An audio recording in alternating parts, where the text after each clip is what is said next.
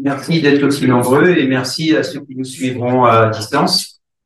Merci surtout au Carrie et à son administratrice déléguée, Agnès, qui m'a sollicité pour venir parler de ce qui me passionne à l'heure actuelle, qui me passionne un petit peu bizarrement, comme elle vous l'a indiqué. C'était suite à presque un désastre que j'ai subi en 2016 en ayant perdu la moitié de mes colonies. Et c'est la moitié, c'était quand même 50 colonies. Donc, je me suis dit que l'année suivante, ça ne pouvait plus se perpétuer. Et j'ai commencé à y travailler. Puis au fur et à mesure du temps, il a été possible de se rendre compte qu'il y avait des choses qui étaient possibles et surtout des choses qui fonctionnaient. Donc, je vais développer un tout petit peu tout ça avec vous. Pour une lutte coordonnée préventive et collective contre le frelon asiatique. Sans ces mots-là, préventive et collective, vous allez comprendre que ça continuera à être très compliqué. Alors, les problématiques que l'on retrouve, c'est surtout de savoir qu'il y a des impacts, peut-être pas encore trop chez vous, mais ça pourrait très bien le devenir. Impact sur l'économie apicole, la santé publique et la biodiversité, c'est-à-dire 3 points sur lesquels le frelon a un effet. Ensuite, on va voir un peu ce qui est de l'efficacité et de la pertinence des moyens de lutte actuels qu'on a mis en œuvre, notamment en France. Et est-ce que la réglementation chez nous est adaptée à la situation? Alors, il est clair que il faut proposer vis-à-vis de cette problématique un certain nombre de solutions, et c'est ce que je vais en tout cas essayer de vous présenter. Donc, développer et mettre en œuvre de nouveaux moyens de lutte. Et quelle organisation il sera donc possible d'avoir sur les territoires dans ce cadre-là. On va faire un tout petit peu d'éthologie quand même de l'espèce, c'est-à-dire vous indiquer comment le frelon fonctionne, hein, c'est un peu ça l'idée, sa dangerosité et pour l'humain et pour la nature, et donc son impact général. Les moyens de lutte, hein, comme on l'a indiqué précédemment, s'organiser de la façon dont il faudrait pouvoir s'organiser sur les territoires, et une fois qu'on se dit, bon, on a du personnel pour s'organiser, comment on dispose les moyens de lutte, de quelle façon sur le territoire on les dispose et comment on s'organise. Et donc, pour avoir du sens, la lutte doit être associée au maître mot, je vous l'ai déjà indiqué, hein, prévention et collectif. Vous allez voir que le curatif a parfaitement ses limites. Hein. Alors, pour illustrer ça, je vais vous montrer comment, en Finistère, mon département, ça s'est passé. La prolifération, quand elle a eu lieu, comment ça s'est passé. Alors, pour bon nombre de scientifiques qui travaillent sur le sujet, voilà ce qui est un peu un extrait récapitulatif de leurs propos.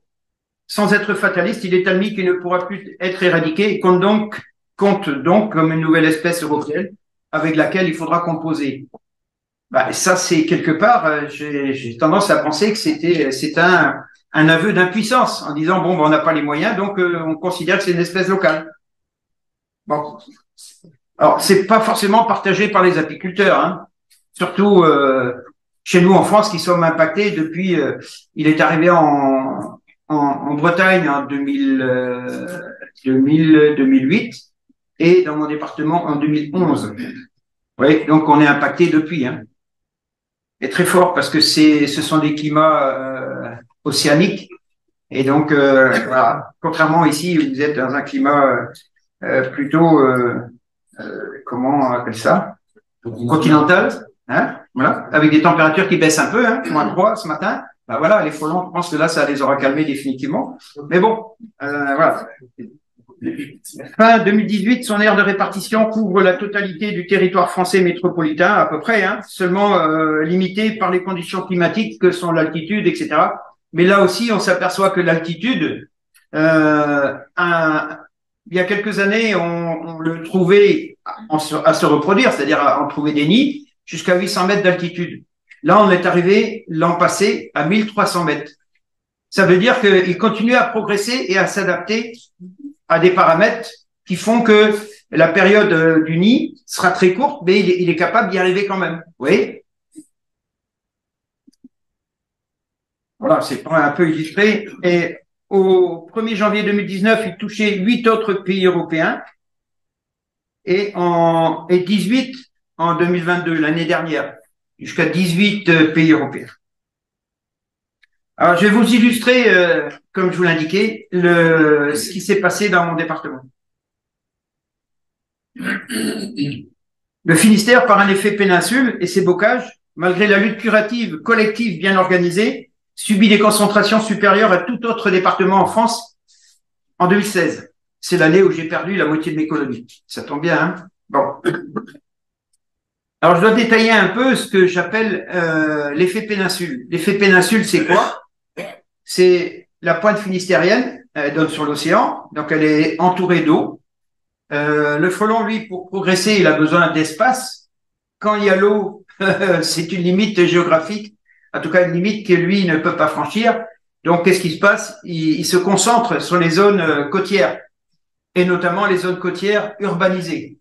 Et c'est pour ça que, par exemple, à Brest, là, j'ai perdu toutes mes colonies et j'en remets plus du tout. On m'a encore sollicité pour en remettre parce qu'on m'avait mis un bel enclos avec dalles béton, avec des claustras, avec des hublots pour que il y ait des visites pédagogiques sur le rucher. Et ben encore cette année, j'ai quand même accepté de remettre 3 ruches. Moralité, 2 mois après, je reviens, mais pas pour enlever les ruches, pour enlever les boîtes. Vous voyez, j'ai encore perdu mes 3 ruches. Donc c'est terminé. Il y a des endroits, c'est plus possible. On ne peut plus avoir de ruches du tout. Alors quand on se dit nous, on peut pas avoir de ruches, quel est l'impact réel dans ces zones-là, très très fortement impactées pour la nature en général et la biodiversité entomologique, c'est-à-dire tous les insectes, y compris les pollinisateurs. Là, il y a un gros travail de recherche à faire, évidemment. Hein? Donc ça, c'est pour vous donner, depuis le départ, hein, les premiers constats que l'on a pu faire. Ça, c'est regardez un peu les chiffres. C'est assez éloquent. On a en 2011 les 2 premiers nids qui ont été détectés. L'année suivante, on était passé à 3 nids. Et puis d'un seul coup, l'année suivante, 2013, 15 nids. 2014, 315. En 2015, 2139, vous imaginez. On s'est dit l'année prochaine, ça va doubler probablement. On va passer à 4000. C'était une probabilité. Regardez ce qu'il en a effectivement été. Ça a été multiplié par 3. Hein? Presque, je dirais pas 4, mais pas loin. Voilà. Donc, vous voyez que c'est quand même exponentiel et c'est une vraie problématique. Et depuis 2016, une certaine stabilité, entre guillemets, hein, du nombre de nids, autour de 6000. Alors, qu'est-ce qui s'est mis en place dans mon département? On a réussi à faire en sorte que, il y a une belle mobilisation qui s'est faite autour de la FDGDON, la Fédération départementale des groupements de défense contre les organismes nuisibles. Vous savez, c'est l'organisme en charge comme le nom l'indique, hein, des nuisibles, c'est-à-dire le rat-musqué, le ragondin, toutes les espèces exotiques envahissantes qui posent problème pour la biodiversité, mais beaucoup plus largement pour l'homme. Et ils ont, en fait, cette fédération a réussi à, comme son nom l'indique aussi, à fédérer l'ensemble des EPCI, c'est-à-dire des communautés de communes du département. Et pendant presque 10 ans, ils ont donc réussi à être mobilisés et de façon à ce qu'il y ait une destruction systématique des nids. On s'est dit, c'est super, ça, vraiment c'est chouette, on ne peut pas faire mieux que ça, quoi. Parce que même le milieu scientifique nous recommande de détruire des nids. Si vous voulez avancer sur la problématique, il faut détruire les nids. Mais est-ce que c'est vraiment ça la solution? Est-ce que c'est la solution? On va voir. Hein. Regardez, en Finistère, en 2022, c'est-à-dire l'année dernière, on est passé de 6000 à 8000 nids. Alors, vous voyez que au fil du temps, dans une dizaine d'années, malgré la lutte curative qui s'est faite, qui a été extrêmement bien organisée, il faut le reconnaître, avec un financement à l'appui, ça n'a jamais infléchi la courbe de présence du frelon sur le territoire. Jamais. Alors, qu'est-ce qui se passe maintenant? Au vu des chiffres là, et puis du coût que ça représente, qu'est-ce que font les EPCI, c'est-à-dire les comités de communes? Eh bien, progressivement, elles se retirent du dispositif.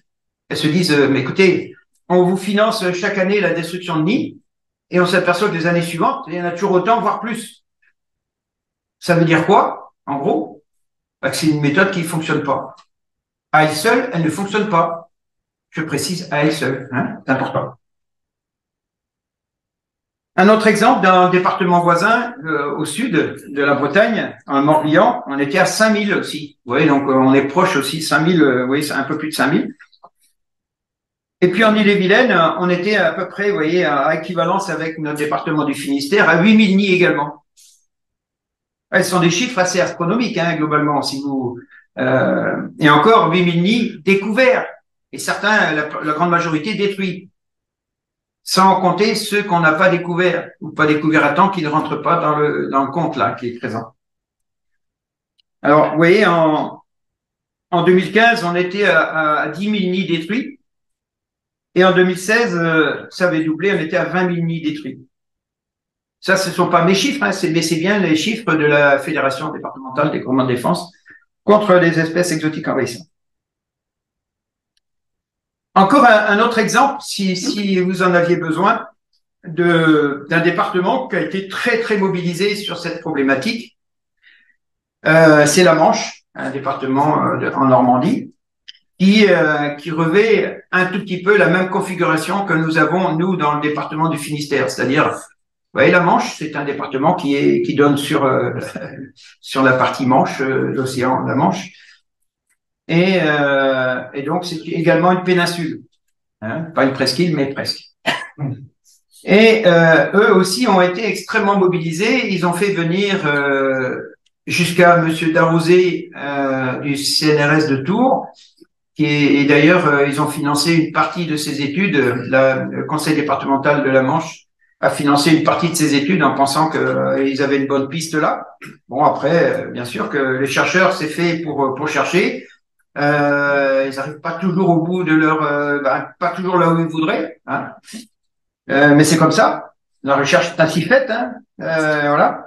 Ils ont même fait venir aussi des Chinois à l'occasion pour dire, ben voilà, comment c'est chez vous, comment on peut faire nous chez nous par rapport à cette problématique. Évidemment, ici, sur le continent occidental, on n'est pas en Chine et il n'y a pas le même équilibre entre les espèces. En Asie, de façon plus large, et en Chine en particulier, de là où vient ce frelon, il y a un équilibre des espèces qui existent depuis des millénaires, des milliers, des millions d'années probablement. Et cet équilibre, évidemment, ici en Europe de l'Ouest, on n'y est pas. On n'y est pas du tout.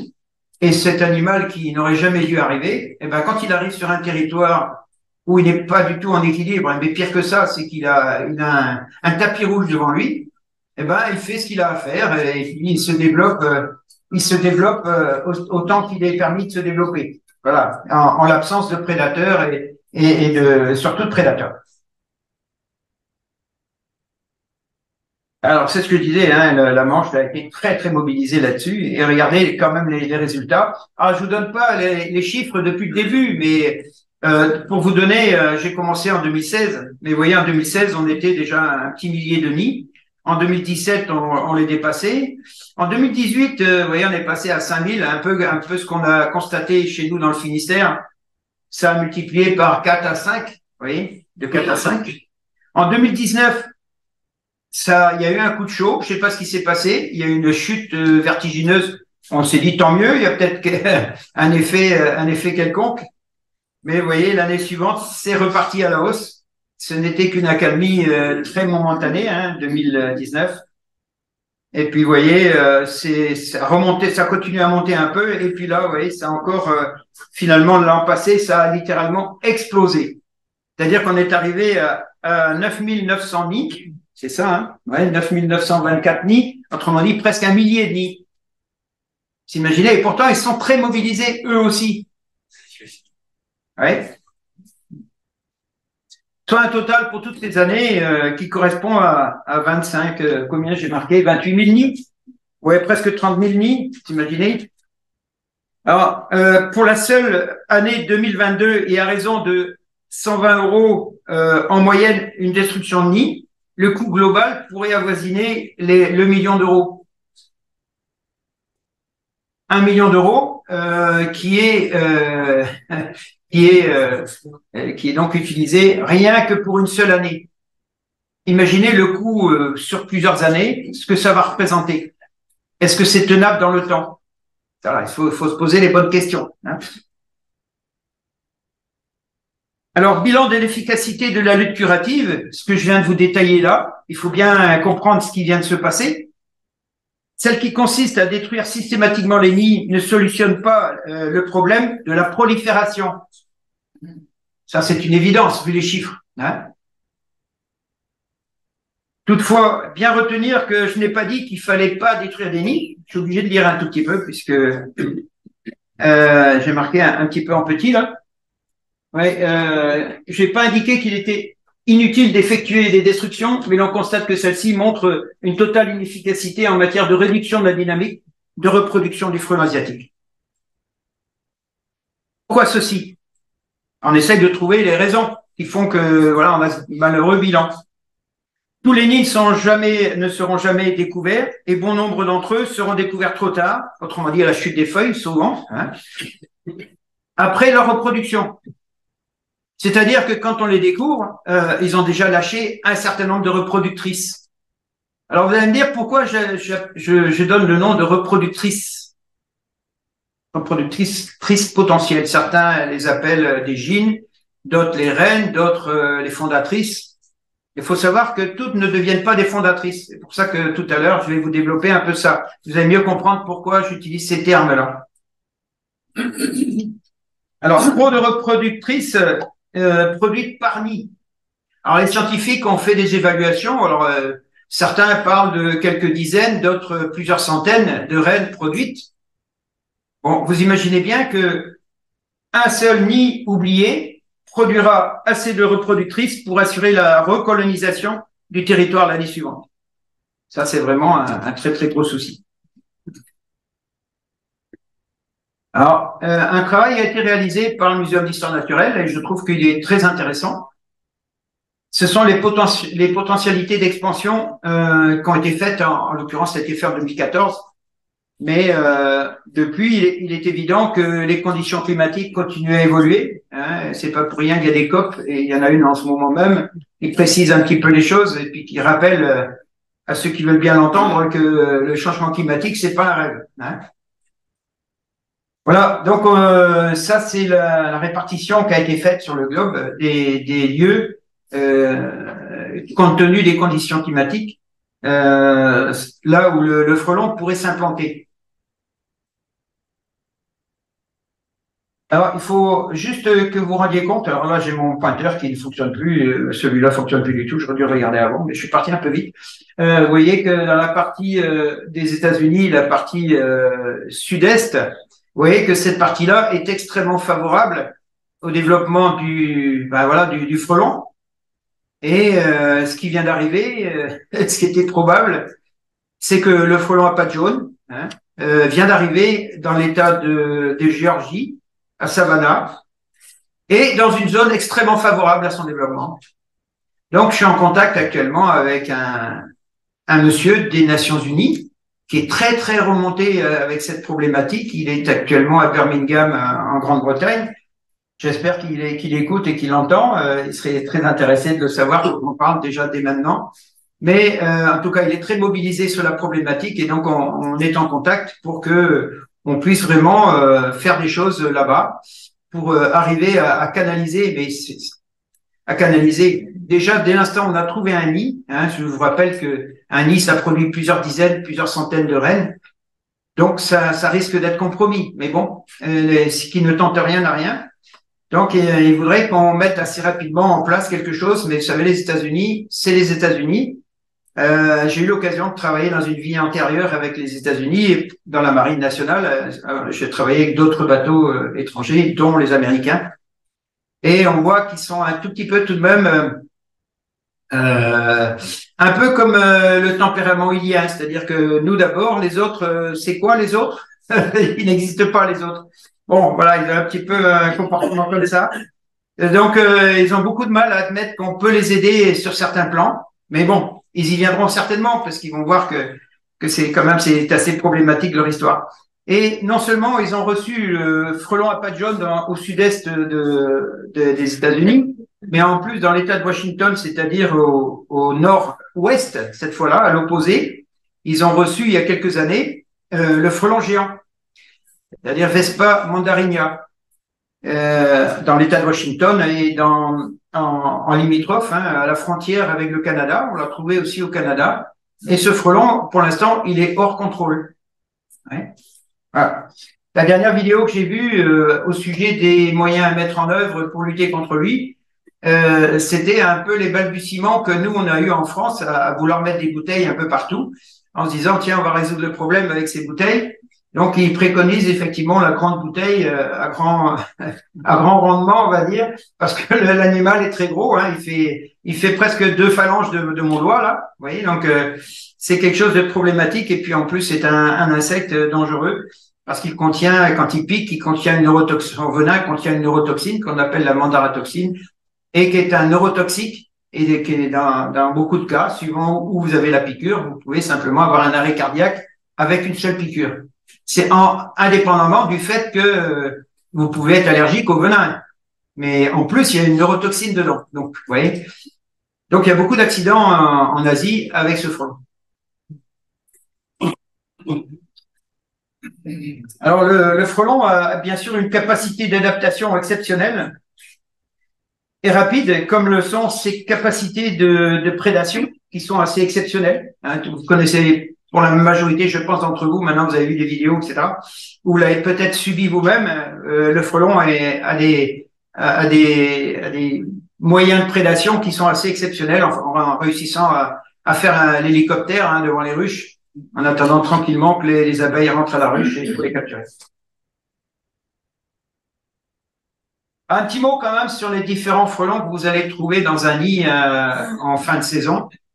Vous avez la reproductrice qui n'est pas forcément la fondatrice, qui se trouve à gauche. Au centre, vous avez un mâle qui a les caractéristiques. Alors là, je vais vous les afficher. Voilà, le mâle qui lui a des antennes plus longues parce que au lieu d'avoir 10 éléments à chaque antenne, il en a 11 et chaque élément étant plus long, ce qui fait qu'on a l'impression qu'il a des très très longues antennes. Hein. Et puis à droite, donc une ouvrière qui est assez petite pour le cas présent, qui a bien sûr un dard, et à la différence du mâle, qui lui n'a pas de dard, vous voyez à l'extrémité de l'abdomen du mâle, vous avez 2 petits points jaunes. Quand vous le retournez, vous avez 2 petits points jaunes. Voilà un peu la caractéristique d'un mâle. Alors, il y a des polémiques aussi en ce qui concerne la taille des ouvrières dans un nid à un moment M. En disant, regardez, il y a des petits frelons, des petites ouvrières dans le nid, c'est parce qu'elles sont mal nourries. Est-ce que les apiculteurs pensent comme ça? Je crois qu'il faut être apiculteur pour savoir ce qui se passe réellement. Parce que certains scientifiques partent vraiment un petit peu en vrille avec ça, j'ose le dire. Parce qu'ils pensent que les petits frelons sont issus enfin les petites ouvrières, hein, frelons, sont petites parce que simplement elles sont mal nourries. Ben, écoutez, quand on a des colonies d'abeilles, l'avantage c'est qu'on sait que quand nos cires sont très anciennes, qu'elles sont noires, bien sûr ça arrive jamais chez vous, hein, vous êtes que des gens qui changeaient bien sûr régulièrement vos cires, avec un cycle de 3 ans, mais c'est vrai que quand il y a une accumulation dans les cellules de cocon, eh ben plus plus il y aura eu de naissance et plus l'alvéole va être petite. Et donc vous vous apercevez qu'au bout d'un moment, ça on trouve dans les colonies sauvages, on trouve que tiens les colonies sauvages elles sont un peu petites en taille. Bah oui, normal, puisque là c'est pas remplacé. Donc il y a beaucoup de cocon et donc l'alvéole se rétrécit d'autant. Et bien sûr que l'insecte qui naît d'une petite cellule, ben il est pas grand, il est petit. C'est uniquement dû à ça. Voilà. C'est pas histoire qu'ils sont plus ou moins bien nourris, c'est juste une histoire de taille de l'alvéole. Et il faut savoir aussi, c'est que dans le nid, comme moi je fais un inventaire, je fais vraiment un inventaire et puis je suis extrêmement précis sur ce que je fais dans tous les nids que je détruis, parce que je détruis aussi des nids de frelons asiatiques. Je fais aussi de la lutte curative, dont je vous ai parlé tout à l'heure que ça n'a aucun effet sur la prolifération. Mais je le fais parce que c'est des nids indispensables à détruire, parce que simplement ils sont situés trop proches des ruchers, ou c'est un danger pour les populations, ils sont trop près des maisons, ils ont été découverts très tôt, c'est un danger dans un abri à bois, des choses comme ça. Donc il faut détruire tout de même ces nids, mais je les détruis sans insecticide, je n'ai jamais utilisé d'insecticide. Voilà, donc tout ça pour dire qu'il y a beaucoup de choses qui sont dites et qui sont pas forcément la vérité. Donc attention à ce que vous pouvez entendre, parce que dans les nids, il y a aussi des petites alvéoles qui sont construites en général au centre du nid, et plus on va vers l'extérieur, et plus les alvéoles sont grandes. Donc au centre, on a toujours des petites alvéoles qui vont servir 2-3 fois, et donc ils continueront à donner naissance à des petits frelons jusqu'à la fin pratiquement de la vie du nid. Donc ne pas dire, ben voilà, il y a des petits frelons, c'est qu'ils sont mal nourris. Non, c'est pas du tout ça. Voilà. Bon, une petite vidéo, histoire de vous montrer que je joue avec un faux bourdon de frelons asiatiques. Vous voyez? Ah, il n'y a rien de compliqué à ça dans la mesure où on est certain que c'est un mâle, donc il pique pas. Ah, c'est comme si on joue avec un faux bourdon de la ruche. Évidemment. Alors, les différents frelons, pour en revenir un petit peu aux différents frelons qu'on trouve sur le continent eurasiatique, c'est-à-dire le grand continent qui est celui d'une part à l'est représenté par l'Asie et à l'ouest par l'Europe. Vous apercevez que là, on a donc ça c'est un travail qui a été réalisé par le Muséum d'histoire naturelle. Je trouve qu'il est aussi très très bien fait. Mais comme vous voyez, ça c'est un document qui date, que j'ai réalisé il y a presque 10 ans. Et je parle déjà du frelon géant. Et je trouve dommage que le frelon géant n'ait pas été pris en compte sur cette carte-là. Parce que simplement, il est pourtant présent, hein, il est présent en Asie, au Japon, oui, le Japon est bien présent sur cette carte, mais il n'est pas mentionné. Donc c'est peut-être pour une histoire de couleur, ça aurait peut-être fait un peu trop chargé, je ne sais pas. Mais en tout cas, ça aurait été utile d'y penser. La preuve, c'est qu'il vient d'arriver aux États-Unis, donc voilà. Donc c'est ce qu'on appelle le Vespa mandarinia japonica, qui est le frelon géant japonais, qui n'est pas réparti, comme je vous l'indiquais sur la carte, mais aussi présent en Asie, en Inde, donc en Birmanie, en Thaïlande, au Laos, Vietnam, Cambodge, Chine, Corée et Japon. Alors, je vous ai déjà indiqué sa dangerosité par rapport au fait qu'il contient une neurotoxine. Hein, je ne reviens pas là-dessus. Et alors, une précision quand même, ces nids sont toujours très bas, c'est-à-dire qu'ils sont généralement au sol. Au sol, ça veut dire que vous imaginez, vous passez la débroussailleuse, quand il arrivera en Europe, peut-être, on ne sait pas. Mais aux États-Unis, ça y est, c'est fait. Donc, quand vous passez la débroussailleuse, que le nid est au sol, ben, la réaction, elle est terrible. Parce que je sais pas si vous avez vu quelques vidéos qu'on peut trouver à propos de ce frelon géant en Asie, mais c'est tout sauf une rigolade. Hein. Parce que les nids, autant ils sont en terre, bon, tant qu'on n'intervient pas dessus, ça va. Mais la quantité de frelons dans un nid comme ça, elle est astronomique. Donc, on imagine que si déjà une piqûre peut être fatale pour l'homme, j'ose pas imaginer si vous en avez des dizaines. Alors, deux nouvelles menaces aussi potentielles. Qui sont représentés par le frelon bicolore qu'on trouve présent dans le sud de l'Espagne, qui a du mal un petit peu à remonter, peut-être parce que c'est aussi un frelon assez méridional, justement. Et le frelon oriental, où il y a un monsieur tout à l'heure qui est venu échanger un peu avec moi à ce sujet. D'ailleurs, je vous en ai apporté ici quelques spécimens de rennes que je suis allé chercher à l'île de Malte, parce que j'ai pas pu travailler sur le calibrage en France. Je me suis rendu 2 fois à Marseille, mais on fait pas toujours ce qu'on veut. À Marseille, on trouve de tout. Mais les rennes de frelon oriental, ça a été compliqué. Malgré mes déplacements, en mettant toutes les chances de mon côté, j'ai pas réussi à faire ce travail. Donc, je suis allé faire ce travail de calibrage pour mon piège là-bas à l'île de Malte, où ce frelon est présent de façon naturelle. Hein. C'est un frelon méridional, donc il est présent. Il est le seul présent sur cette île. Et c'est un pays européen, donc ça a été très simple à prendre l'avion. L'avion, bah oui, je ne suis pas allé en bateau, ouais, c'est trop long. Pour pouvoir réaliser ce calibrage de mon piège. On en parlera un peu plus tout à l'heure si vous le souhaitez. Alors, pour en parler un peu d'éthologie, on regarde un peu comment ce frelon fonctionne, les particularités des reproductrices au printemps. Alors, à l'émergence d'hibernation, les reines vont se mettre en quête de glucides pour remettre à niveau leur métabolisme et rendre leur appareil reproducteur en aptitude de se mettre en marche. C'est-à-dire qu'il faut que la machine redémarre.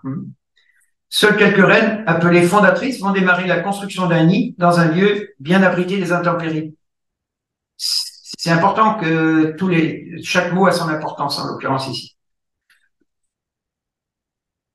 Vous voyez, ça c'est une fondatrice, parce qu'elle est seule à faire son nid. Sans que l'on n'en connaisse pour l'instant les raisons, d'autres reines n'auront pas cette volonté de créer un nid et jusque l'été n'auront d'autres préoccupations que de tenter de chaparder le nid d'une congénère pour se l'approprier. Ah, tout ça, c'est du terrain depuis presque 10 ans. D'accord? Donc, on peut pas jouer de la même façon quand on est passionné par ce qu'on fait ou parce que c'est son métier, qu'on est scientifique et parce qu'on n'est pas tout le temps sur le terrain. Je ne veux pas leur jeter la pierre, mais en tout cas, on n'a pas les mêmes conditions de travail parce que la passion, quand elle domine, écoutez, on voit des choses qui, dans le cadre d'un travail, ne peuvent peut-être pas être constatées. C'est simple, c'est extrêmement important ce que je viens de vous dire concernant certaines reines qui vont construire un nid et d'autres qui n'en feront jamais. Alors, les particularités comportementales des rennes au printemps. De très grandes quantités de rennes itinérantes circulent au printemps et s'attardent en particulier sur des sites propices à l'alimentation et à la reproduction. Dans mon rucher principal, je fais aussi beaucoup d'expérimentations à la maison, dans mon rucher principal d'élevage et de suivi des colonies d'abeilles mellifères en développement. Ce sont 157 reines que j'ai capturées donc au bocal sur un appât abondant et puissamment attractif, autrement dit des brèches et des opercules, protégées des intempéries entre le 6 avril et le 1er juin.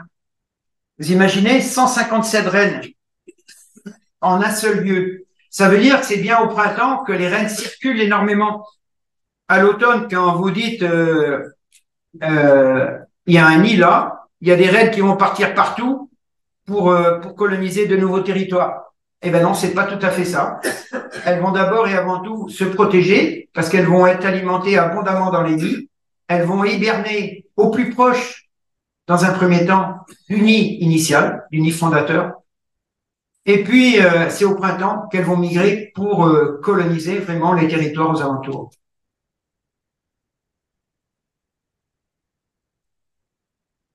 Alors, sur ces 157 reines, c'est un peu la réflexion qu'il faut avoir. 157, vous imaginez le nombre de reines qui ont... Hélas, là, c'était pas des ouvrières. Et à cette époque-là, dans ce créneau de temps-là, ce ne sont que des reines. Combien de nids évités?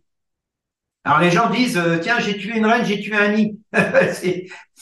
Là, c'est vraiment quelque chose de complètement hors du temps.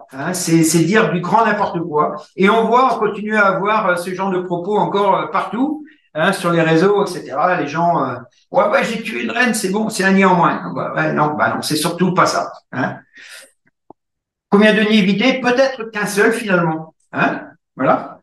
Sur ce site. Une amorce de nid abandonné, d'ailleurs, il a été découvert parce que tant que je trouvais pas un nid avec sa reine, parce que j'ai fait beaucoup d'expérimentations, dès que je trouve une reine, surtout un nid, dans mon rucher, parce que c'est un lieu extrêmement propice, en bord de ruisseau, beaucoup d'arbres, voilà, de quoi abriter les reines aussi, dans un abri du rucher, etc. Donc, quand je trouvais un nid avec sa reine, je la marquais. Et là, après, je pouvais la retrouver éventuellement sur mon bac de capture. Mais là, je capturais toutes les autres, sauf elle, pour continuer à suivre le nid avec précision. Vous voyez? Donc, beaucoup d'expérimentations que j'ai menées comme ça. Le nid primaire et son usurpation éventuelle, parce qu'il n'y a pas toujours usurpation. Il y a beaucoup de cas d'usurpation, mais ce n'est pas la généralité. La reine fécondée à l'automne précédent émerge d'hibernation et démarre seule un nid primaire au printemps, à partir de mars généralement, bien à l'abri des intempéries. Peut-être qu'ici en Belgique, compte tenu du climat qu'il y fait, ça peut être un peu en décalage, mais bon, voilà. Là, un exemple de petit nid primaire avec la première coupole. Ici, une fois que le nid est presque refermé. Là, encore un nid que j'ai découvert, qu'on m'a appelé pour venir le retirer. C'est un nid qui était situé au-dessus d'un garage dans l'étage qui était aménagé, mais la fenêtre de toit était ouverte, donc elle rentrait et sortait comme elle voulait pour s'installer là. Oui, la fondatrice, là, c'est celle qui a créé son nid, que vous voyez sortir. Et la première petite ouvrière que vous voyez là, vous voyez, quand vous voyez la taille, vous dites, tiens, la petite ouvrière, c'est parce si elle est si petite, c'est parce qu'elle a été mal nourrie? Eh ben non, pas du tout. C'est que la reine, elle est seule à faire son nid, elle fait des petites alvéoles, normal au début, et donc les ouvrières qui en naissent, et ça c'est une généralité des petits nids primaires, toutes les premières ouvrières, les premières générations, sont petites et sont 2 fois plus petites que la reine elle-même, que la fondatrice, donc dans le cas présent. Là, il y avait 2 petites ouvrières dans ce nid. Et vous voyez, elle n'est pas très inquiète du fait que je sois juste à côté. Je suis à 30 cm du nid. Tant qu'on touche pas le nid, voilà, c'est pas dérangeant. Alors vous allez me dire, un nid comme ça, je vais quand même l'enlever, quoi. Je vais pas le laisser continuer. Si je vous dis de penser simplement, de quelle manière je vais enlever ce nid, de quelle manière je vais le détruire, dites-moi. Je pose souvent la question parce que je me dis peut-être qu'il y a des gens qui auront peut-être une meilleure idée que moi et qui vont proposer des choses. Si je leur dis de ne pas utiliser d'insecticides, ils vont le faire comment? Vous verriez ça, vous le retirez comment? Dites-moi. Vous avez une petite idée? Un bocal congélateur. Un bocal congélateur, ça fait partie des bonnes pistes, oui, exactement. D'autres solutions? Laisser tomber dans un seau d'eau. Ouais, mais ça vole un frelon. C'est entre le moment où il est décroché et l'eau, ça peut être compliqué. Bon. La nuit? Oui, pardon? La nuit? La nuit, oui, déjà la nuit. Oh, ben, il y en a qui ont déjà suivi là. Effectivement, la nuit, on peut faire des choses. Alors la nuit, qu'est-ce qui se passe? Effectivement, on sait que la reine est dans le nid, puis comme c'est un insecte diurne, évidemment, tout le monde est dedans. Même s'il y a des ouvrières, tout le monde est là. Alors, je vais quand même vous apporter une réponse simple. C'est-à-dire que quand on a compris ça, il faut rester simple dans la réflexion et de se dire que je vous ai expliqué au début comment ces frelons, comment le frelon il rentre et sort de ce local. Ben, c'est par une fenêtre de toit. On imagine que si vous fermez la fenêtre le soir, qu'est-ce qui va se passer? Ben, il n'y a plus de ravitaillement, c'est fini, ça s'arrête. Donc, il n'y a même pas besoin de toucher au nid. Il suffit de fermer la fenêtre. Quelquefois, il suffit d'avoir un tout petit peu de réflexion et de se dire, il n'y a pas besoin de rentrer en contact avec ce nid pour arrêter son activité. Voilà. Oui, bon, bien sûr que ce que vous avez évoqué, c'est-à-dire le bocal, etc. D'ailleurs, à ce titre, à l'entreprise, on est en train de préparer un outil qui va permettre à éviter justement ce fameux bocal et on va glisser un bocal dessous. On va utiliser un système qui va en même temps couper le nid et en même temps fermer le bocal. D'accord? Voilà. Donc, j'espère qu'il sortira pour le printemps 2024. On prépare ça actuellement. À ce stade, une compétition entre rennes peut être constatée, qu'on appelle intraspécifique. Ça, ce sont les scientifiques qui apportent ce terme-là. La quantification, jusqu'à maintenant, c'était entre 1 et 13 rennes en 2021, puis en 2023 et pour la première fois en France, nos expérimentations permettent en Finistère de comptabiliser le maximum de nombre de rennes pour un seul nid primaire. Donc, ça a été jusqu'à 14, parce que 13 rennes se sont succédées, et donc 14 rennes en tout pour un seul et unique nid. Oui. Et ça a été, à l'Andivisio, on était à 12 rennes. Alors, pourquoi j'ai pu comptabiliser le nombre de rennes pour un seul nid? Parce que on imagine que quand une reine est tuée, elle tombe à l'aplomb du nid, et si cet endroit est ouvert à tout, il y a des musaraignes, il y a des oiseaux qui viennent manger les reines qui sont mortes au pied. Donc forcément, impossible à comptabiliser. Il n'y a que dans le cadre de la destruction de nids primaires dans un nichoir qui permet de comptabiliser le nombre de rennes. Des nichoirs plus ou moins grands d'ailleurs. Donc, c'est chaque fois que le comptage a pu être fait, ça a été fait dans des nichoirs. Et donc, c'est un nouveau nid qui se fait. La reine a été détruite. Oui, c'est le même nid. Elle se chaparde le nid, en fait. Elles se succèdent dans le même nid. Elles se tuent entre elles pour chaparder le nid, quoi. Pour usurper le nid. devient fondatrice, alors si elle n'est pas fondatrice à la base, elle devient... Non, elle ne devient pas fondatrice, elle n'a pas fondé sa colonie. C'est une usurpatrice qui devient la reine en titre. Il y a quelques fondatrices pour beaucoup d'usurpatrices. C'est bien qu'il faut que vous entendiez. Vous voyez la différence? Il y en a qui ne feront jamais de nid jusqu'à la fin de leur vie, des reines. Elles sont là que pour usurper le nid d'une collègue. Et énormément. Beaucoup de reines ne seront que des usurpatrices. Très peu seront des fondatrices. Oui? C'est pas parce qu'elles sont usurpatrices qu'elles ne sont pas fondatrices. Et si elles sont usurpatrices, elles ne seront pas fondatrices, elles deviendront les reines en titre, parce qu'elles ont usurpé un nid, et elles deviendront reines comme n'importe laquelle. Mais seules quelques reines arrivent à fonder une colonie, à construire un nid. D'autres n'auront jamais envie, c'est ce que je vous ai expliqué, n'auront jamais le souhait de bâtir un nid.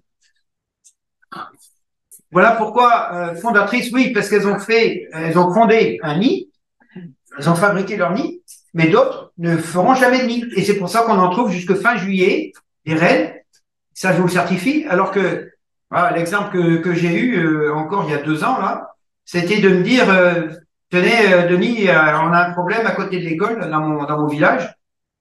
On a des frelons sur un arbuste en fleurs, c'était un cotonoaster, pas horizontaliste, mais le cotonoaster arbustif.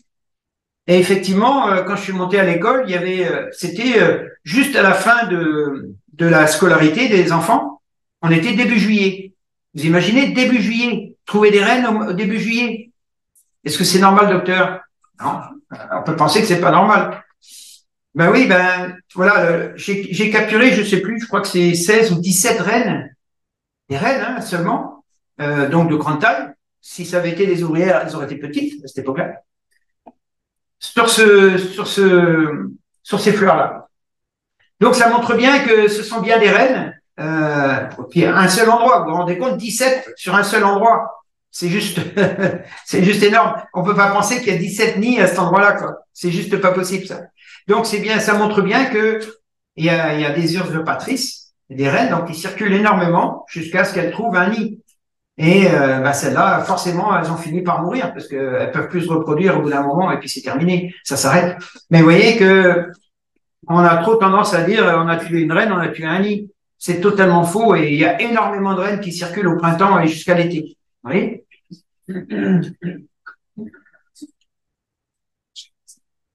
Alors, la qualification, c'est-à-dire que maintenant on a quantifié, on sait que en tout cas, ce qui me concerne, je suis allé jusqu'à 14 reines qui ont pu se succéder, qui ont pu faire un seul nid, qui ont été présents pour un seul nid. Maintenant, comment ça se passe réellement? Dans la réalité, comment le process se passe? Alors, pour l'instant, le phénomène n'a pas été décrit ni publié scientifiquement jusqu'à ce jour et remis en question par certains scientifiques. Ben oui, ce que je disais tout à l'heure, c'est que là aussi, il n'y a pas unanimité chez les scientifiques. Certains disent oui, et bien sûr, la compétition intraspécifique, elle existe. Hein. Ça, c'est une évidence pour certains, et d'autres remettent complètement en question ce phénomène. Je ne dirais pas quels scientifiques, et pourtant ce sont des scientifiques qui travaillent sur le sujet du frelon depuis plusieurs années, et ils remettent en question cette compétition, cette concurrence intraspécifique qu'ils appellent, et remettent en question aussi cette histoire de taille des ouvrières, hein, mal nourries, etc. Alors, le marquage de fondatrices, expérimenté à 2 reprises, montre jusqu'ici que c'est la résidente, autrement dit, c'est la première reine au départ, la résidente qui se fait déménager. Merci. Par la nouvelle reine opportuniste, si elle est seule au nid, et à ce moment-là, gagne le combat d'usurpation. C'est-à-dire, une reine, quand elle est seule, sa vie est extrêmement rapidement mise en danger. Si toutefois il y a des usurpatrices aux alentours. Et plus le nid sera exposé, c'est-à-dire on imagine un nichoir forcément c'est très exposé, il n'y a rien devant, etc. Les odeurs sont là. Donc un nichoir, c'est pour ça que c'est un endroit extrêmement propice pas la prédation, mais à l'usurpation du nid. Hein. Il s'est tué ou elle est déménagée? Elle est tuée? Elle est tuée. Ah, c'est un combat comme les reines d'abeilles. Vous allez voir après ce qui va suivre, mais ça c'est important. Par contre, j'ai pas réussi à retrouver à retrouver la vidéo que j'avais mis là-dessus, mais je vais vous la décrire quand même. Hein. Voilà, alors peut-être qu'elle va fonctionner, je sais pas. Voilà, ça c'est un nid qui est en cours d'usurpation.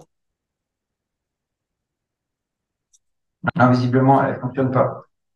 Bon, je vais vous expliquer tout de même ce qui s'est passé là. Vous voyez que sur cette photo, on a une reine qui est marquée en jaune. Or, la tutrice, celle qui est à l'intérieur celle qui est à l'origine du nid, est bien à l'intérieur du nid. Et elle était marquée en rouge. Ouais. Donc, celle qui est sur le nid que vous voyez là, c'est une usurpatrice qui fait une tentative d'usurpation du nid. Mais comme il y avait déjà 5 ouvrières dans le nid, qu'est-ce qui se passe? C'est que c'est plus la reine qui mène le combat, ce sont les ouvrières qui sont là pour on va dire, sauver la reine initiale. D'accord? Voilà. Alors, comment j'ai fait pour marquer la reine? La première, c'est simple. Hein. Quand à tout début de la saison, quand elle est sur le nid, elle est toute seule, prenez un tube de marquage, comme pour les reines de l'abeille, et puis c'est tout, ouais, c'est simple. Vous la marquez, et puis vous la relâchez. Vous la relâchez surtout à l'extérieur. Vous la relâchez pas sur le nid, sinon elle a des chances de ne pas vouloir revenir. Donc, il faut prendre la précaution de la remettre à l'extérieur. Et quand je suis arrivé, ça, c'est l'abri de Montrucher. Ouais, donc pour moi, c'était simple d'y aller tous les jours et faire un certain nombre d'expérimentations. Donc, ce que j'ai fait, un matin, j'arrive et puis je vois cette reine sur le nid, et qui n'est pas marquée, bien sûr, à ce moment-là. Mais je vois que les ouvrières sont en train de la batailler, là, pas mal. J'ai pris mon tube de marquage qui était juste à côté, et puis je me suis dit, tiens, je vais la marquer. Alors, j'étais peut-être un peu inconscient, parce que quand même, il y avait des ouvrières, mais je me suis dit, elles sont tellement à vouloir s'occuper de la reine que je pense que je risque pas grand-chose. Je suis un peu habitué, en tant qu'apiculteur, on prend quelquefois un minimum de risques, hein. Hein, je dis pas, sans doute que j'en vois qui rigolent et qui ont pris autant de risques que moi, c'est bien, je suis rassuré. Et donc, j'ai posé le tube de marquage sur cette reine, elle est finalement rentrée à l'intérieur, j'ai poussé le piston, je suis parti à l'extérieur, j'ai marqué en jaune, alors marqué un peu vite, vous avez vu, j'ai mis des couleurs jusque sur sa tête, c'est pas grave, hein. Mais bon, donc elle a pris pas mal de teinture, hein. Et puis, je l'ai relâchée à l'extérieur du nid. Qu'est-ce qu'elle a fait? Tout de suite, pouf, toc, revenue sur le nid, immédiatement. Ah, j'étais assez époustouflé. Je dis, oh, elle en veut vraiment à son histoire, là, à son nid. Et qu'est-ce qui s'est passé? Parce que j'ai fait bien sûr la vidéo, ça dure une petite minute à peine. J'ai mis sous le nid, j'ai mis un collecteur, j'ai mis simplement des grilles à rennes, hein, plusieurs grilles à rennes, en me disant peut-être que demain je saurai laquelle qui a gagné. Ben finalement, oui, c'est bien la rouge, celle qui était dans le nid qui a gagné, puisque la jaune, je l'ai retrouvée complètement estropiée, coupée de partout. Bon, elle a donc été détruite par les ouvrières. Donc ça montre bien que l'usurpation du nid se fait quand la reine est seule. C'est l'ancienne qui se fait déménager, qui se fait tuer. Mais par contre, dès qu'il y a assez d'ouvrières pour maintenir l'intégrité du nid, à ce moment-là, c'est les ouvrières qui s'occupent de la nouvelle reine usurpatrice. C'est toujours ah bah si, ah ben elle est lente, c'est cadeau. Elle a démarré un petit peu en décalage, mais elle a démarré, regardez. Ils sont en train de la s'appeler. Voilà. Là, ils sont en train de s'en occuper et elle n'arrivera jamais à rentrer dans le nid. Elle fait des tentatives pourtant, mais elle n'y arrivera pas.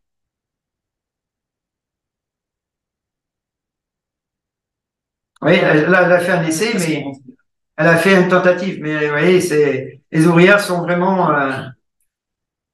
sur elle en permanence.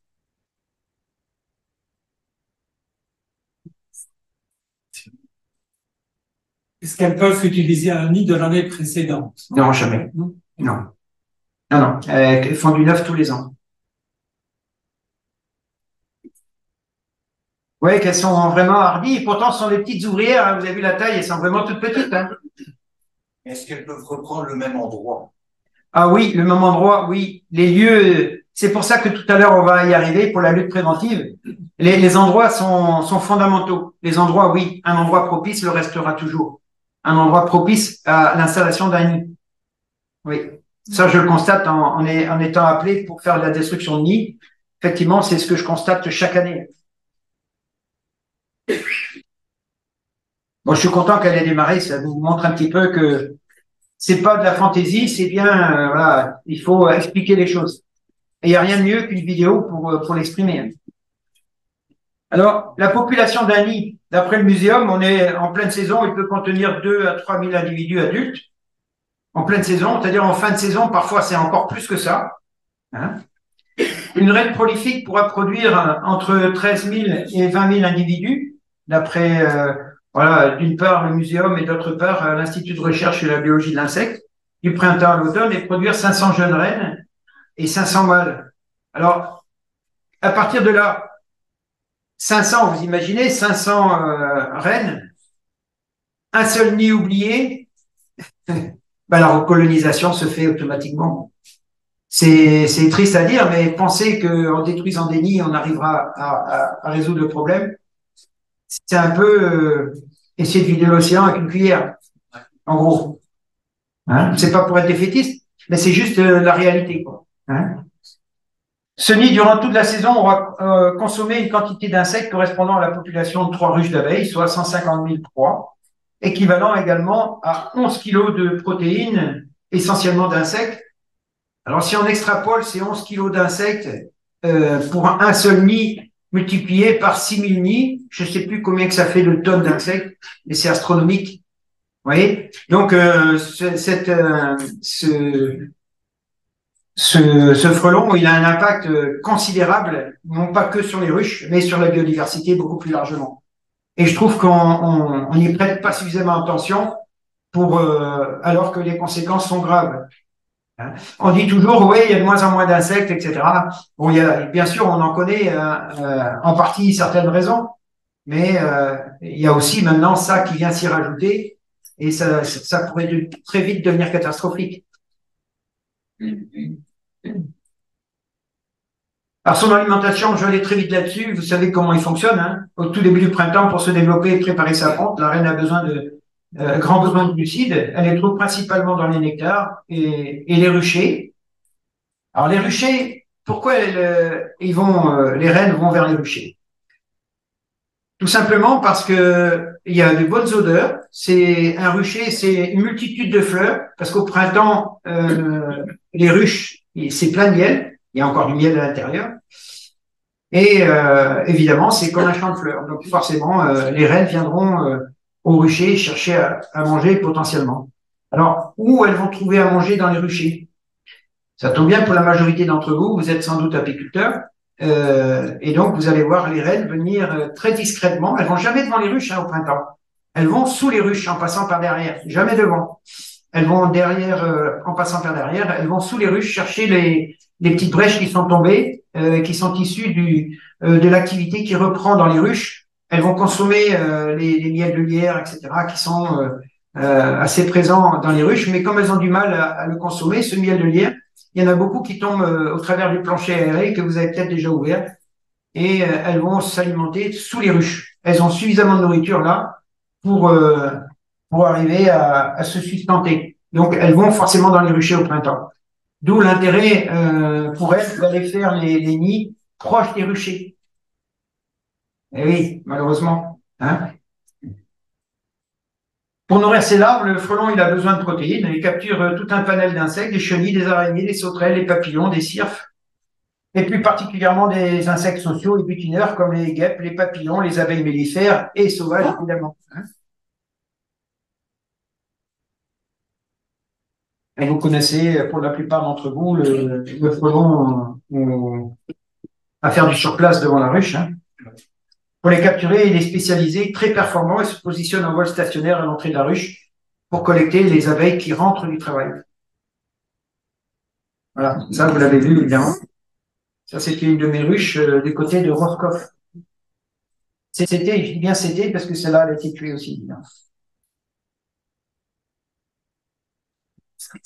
Et parfois, il n'y a pas qu'un frelon, des fois il y en a deux. Quand vous voyez que de façon permanente, il y a au moins 3 frelons devant la ruche, ben, il vaut mieux envisager soit de mettre des frais de protection, et encore que au bout d'un moment, ça suffit plus. Hein, parce que les protections, c'est pas la peine de les reciter, mais pour faire vite et pour faire rapide, oui. Alors, oui, Dame dit, quand et ils ont l'air de venir à la rencontre les uns des autres, ça veut dire quoi? Ça peut être d'une part, parce que de toute façon, ils viennent voir si c'est pas quelqu'un justement qui soit en compétition avec lui. Et s'ils ont la même odeur, bah, vous allez voir, ils se laissent tranquilles et ils vont continuer leur chasse. Et s'il s'agit de deux nids différents, là peut-être que ça peut être un peu plus brutal, j'en sais rien. Mais en tout cas, le contact est presque obligatoire, même quand j'ai mis des bacs de capture avec beaucoup de nourriture. Euh, un frelon asiatique qui est déjà en train de butiner, qui est en train de se nourrir, un autre arrive, il va tout de suite aller voir celui qui est sur place. Il va rentrer en contact avant même de vouloir s'alimenter tout seul dans son coin. Vous voyez. Donc il y a une espèce de consensus pour vérifier que c'est pas quelqu'un qui est en compétition pour la nourriture. Voilà. Maintenant, à savoir si ça vient du même nez ou pas, c'est pas toujours simple parce qu'ils se mettent pas forcément sur la figure, comme on dit.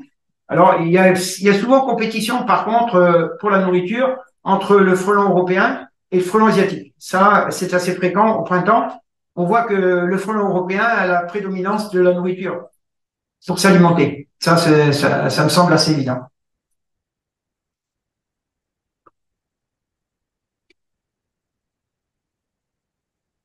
Alors, cette taille importante lui permet de saisir une abeille et d'emporter sans aucune difficulté. Là, si la vidéo fonctionne, regardez bien ce que fait ce frelon sur l'abeille. Est-ce qu'il la découpe ou est-ce qu'il fait autre chose là? Regardez bien. Regardez, il pompe là. Donc, il ne fait pas que la découper l'abeille. Sans doute qu'il va la découper après. Mais là, pour l'instant, qu'est-ce qu'il fait? Vous savez comment c'est fait une abeille? Vous avez dans le début de l'abdomen, vous avez ce qu'on appelle le jabot. Le jabot, qu'est-ce qu'il contient? Voilà, le nectar. Et donc, le frelon, il n'est pas idiot. Il prend tout ce qu'il y a de bon dans l'abeille. Il commence par la vider, comme on dit, après l'avoir tuée. Ça va très vite, hein, juste quelques secondes. L'abeille, je me suis aperçu que même si on capture un frelon qui vient juste de capturer une abeille, le temps de récupérer, avant même qu'il aille se poser, l'abeille, elle est déjà hors service. Je sais pas s'il donne un petit coup de mandibule là où il faut ou quoi, mais en tout cas, c'est ultra rapide. Et donc, la première chose, quand il sait que l'abeille contient du nectar, évidemment, il commence par la vider. Là, vous voyez, la vidéo, elle est très explicite. C'est pas moi qui l'ai faite, mais c'est un très bon copain que j'ai un peu mobilisé sur le frelon qui continue à faire quelques petits clichés ou vidéos, etc. Ils m'aident beaucoup dans la démarche et je trouve que cette vidéo, elle est très explicite. Ça n'avait jamais été décrit jusqu'à présent. Jamais. Donc, c'est important de savoir un peu ce qui se passe. Alors, évidemment, après, l'abeille, il est parti la découper un peu plus loin. Et là, vous savez tous qu'il ne garde de l'abeille que le thorax où se situent tous les muscles du vol, où c'est l'endroit, on va dire, le plus protéiné de l'abeille. Là où sont fixées les pattes, où sont fixées les ailes, donc beaucoup de protéines à ce niveau-là.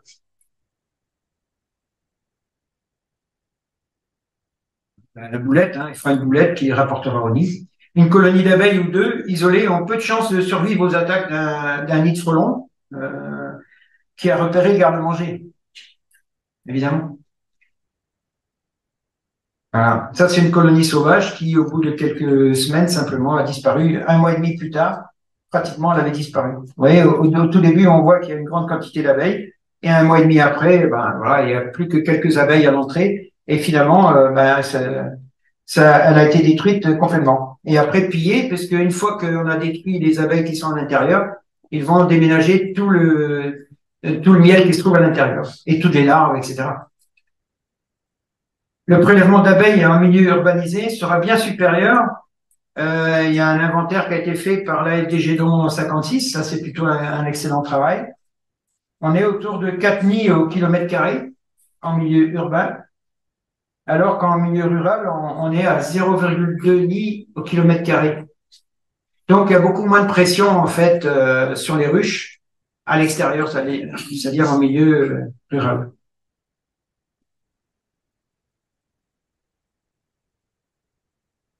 En saison, le frelon se nourrit aussi de fruits mûrs et peut donc être indésirable sur les cultures de fruits fragiles, que sont les prunes, les raisins, les poires. Alors les poires, c'est ça.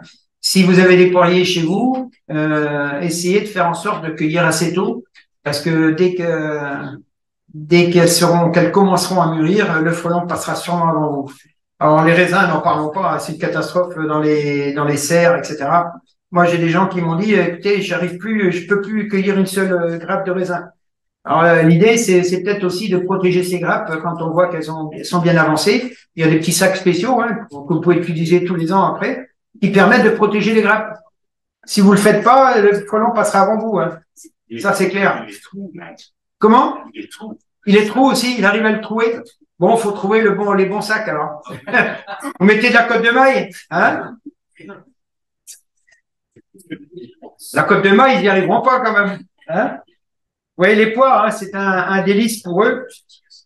Alors, le frelon est opportuniste pour sa quête de protéines et fréquente aussi les marchés de plein air. Il faut savoir que dans le sud de la France, certains poissonniers, on leur a dit, vous venez plus, hein, parce qu'il y avait trop de frelons autour des poissons.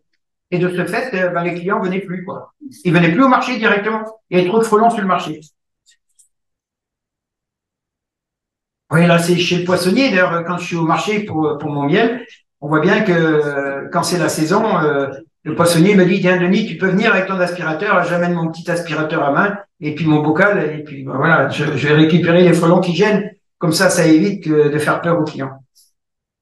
Mais chez l'épicier aussi, ça, c'est un monsieur qui vend des noix, toutes sortes de produits préparés. Là, c'était des oreillons d'abricots sucrés, là. Voilà. Ça fait l'objet d'un article dans la presse locale avec cette photo-là. Et de par sa grande prolificité, en l'absence de prédateurs, la diversité de l'entomofaune tout entière est mise en danger. Il empiète aussi sur la niche écologique du frelon européen et d'autres espèces insectivores.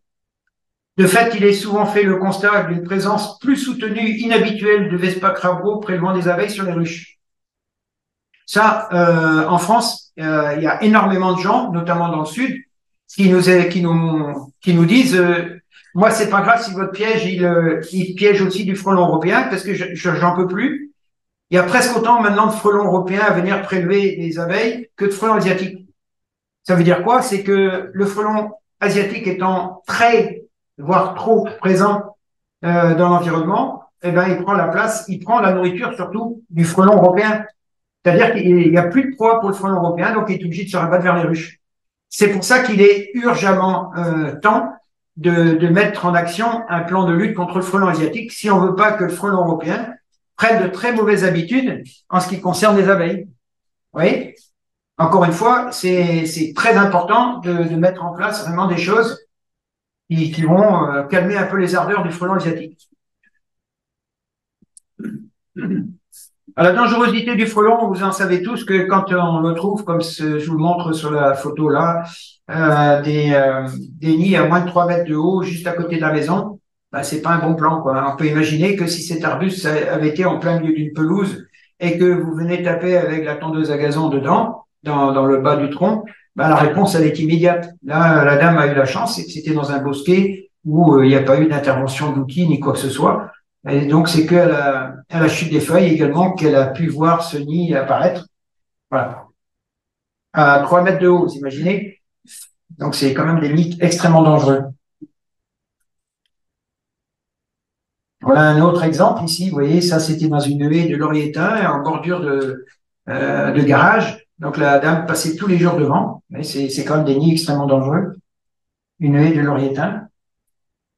Alors, quand vous avez une haie à tailler, alors moi, comme je fais de la destruction, je vous l'ai dit, écologique des nids, beaucoup de gens m'appellent en me disant, Monsieur Jaffré, là, mon mari s'est fait piquer en taillant la haie. Je dis oui, d'accord, ça c'est un peu habituel, en fait, c'est récurrent maintenant. Les accidents, la majorité des accidents que l'on constate, c'est suite à la taille de haie. Donc, la taille de haie, pour être certain qu'il n'y a pas un nid à l'intérieur, vous prenez un grand bambou que vous passez d'abord en haut de la haie, puis en bas. Et si rien ne bouge, ça veut dire qu'il n'y a pas de nid à l'intérieur. Mais voilà, c'est toujours mieux perdre quelques minutes pour vérifier d'abord qu'il n'y a pas un nid à l'intérieur avant de tailler une haie. Parce que quand vous avez l'outil entre les mains il est évident que vous n'avez pas la même réaction. Si vous tombez sur un nid, vous avez encore l'outil, surtout les deux mains engagées, vous pouvez absolument rien faire. Ils vont vous tomber dessus et puis ben voilà, ça devient très compliqué. Donc c'est vraiment l'endroit où il faut être méfiant quand on intervient. De même, quand vous rentrez du bois pour vous chauffer à la cheminée, beaucoup d'hyménoptères, pas que le frelon asiatique, mais aussi le frelon européen, la guêpe, etc., vont dans les tas de bois pour se protéger et souvent au ras du sol. Quand vous arrivez en bas du tas de bois, soyez vigilants. En haut, c'est moins fréquent. Quoique sous la bâche, des fois, il y a la chaleur qui est emprisonnée et il peut aussi y avoir soit tout en haut, soit tout en bas. Mais voilà, il vaut mieux mettre des gants quand vous rentrez du bois à la maison. Alors, la dangerosité, toujours pareil, hein, si un plan de lutte uniformisé sur les territoires n'est pas mis en place, le frelon devient très vite un vrai danger pour la biodiversité, mais aussi public, car il trouve opportun de faire ses nids vraiment n'importe où. Vous voyez ici, dans un puisard d'eau pluviale, dans un compteur électrique, dans une soute de bateau où vous arrivez au mois de juillet, vous dire, tiens, on sort le bateau, on ouvre tout, sauf qu'il y avait un nid sous la trappe. Imaginez, c'est la réaction à l'immédiat.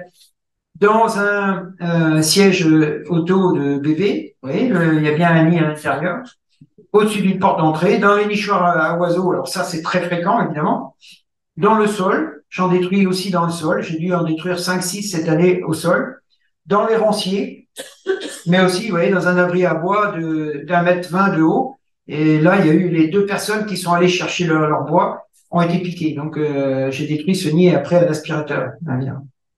Voilà. Vous voyez que au tout départ, le frelon avait l'habitude de faire son nid en hauteur, mais maintenant, pas que, c'est-à-dire on le trouve vraiment un peu n'importe où.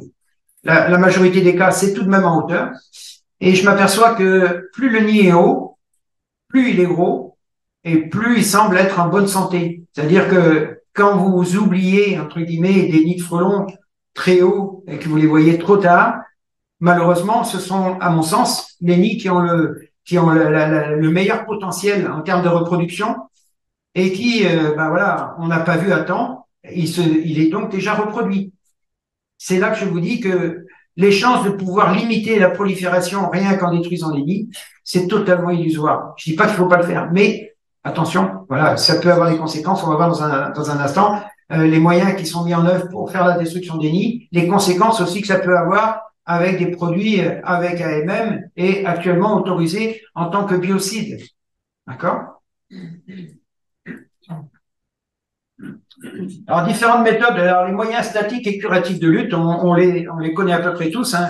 Différentes, voilà, ce qu'on appelle les pièges abattoirs. Différentes méthodes de lutte ont déjà été mises en œuvre avec des succès nuancés depuis plusieurs années, car la lutte reste volontaire et insuffisamment précise.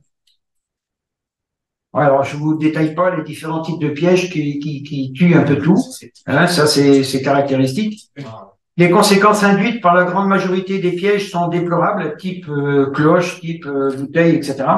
Et bien entendu, tout comme les scientifiques, hein, moi je vous conseille de ne pas utiliser ce type de piège sous prétexte que voilà, ils sont plus attractifs ou plus rapides à mettre en œuvre qu'un piège plus conventionnel, plus nouveau, on va dire, avec un concept différent.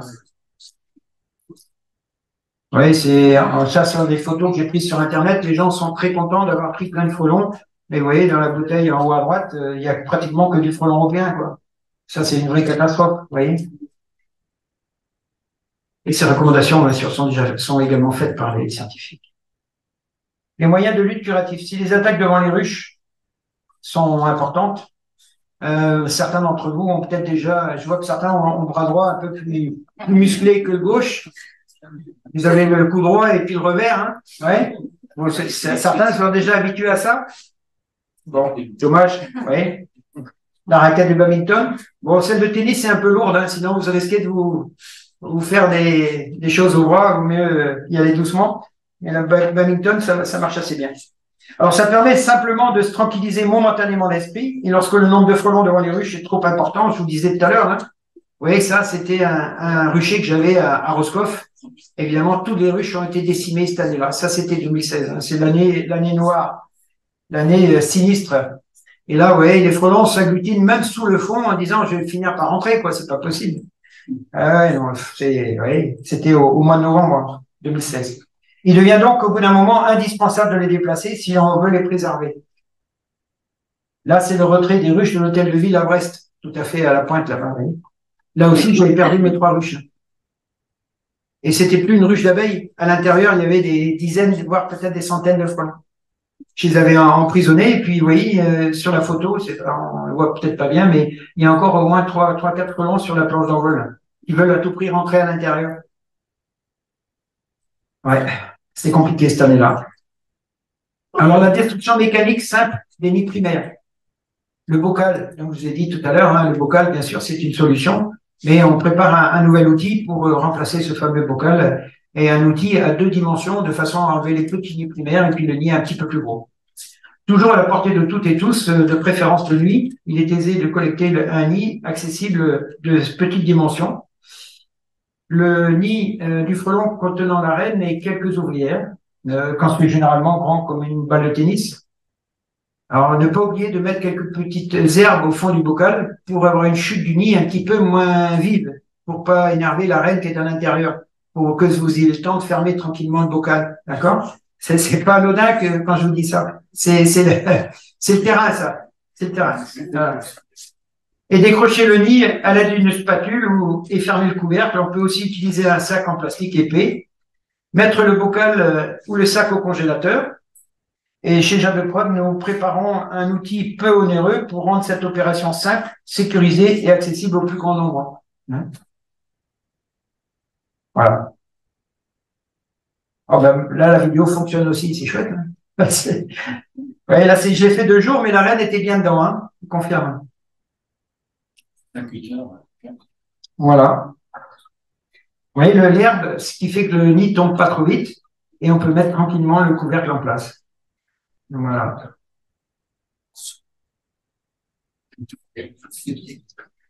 Ben oui, on est fiers parce qu'on a réussi son coup. Alors, la lutte curative conventionnelle, limite temporelle à considérer lors de la destruction des nids aux insecticides de synthèse. Quelques prédateurs précédemment cités commencent à s'intéresser aux nids du frelon asiatique en fin de vie. Alors, j'ai volontairement enlevé quelques diapos parce que sinon, je peux faire cette conférence pendant 4 heures si vous voulez. Donc, je reviendrai à l'occasion, on viendrait le voir un jour là-bas. Mais on peut en parler. D'ailleurs, on prévoit de faire une formation pour la destruction écologique des nids de frelons à terme chez nous dans le nouveau bâtiment dans lequel nous sommes actuellement.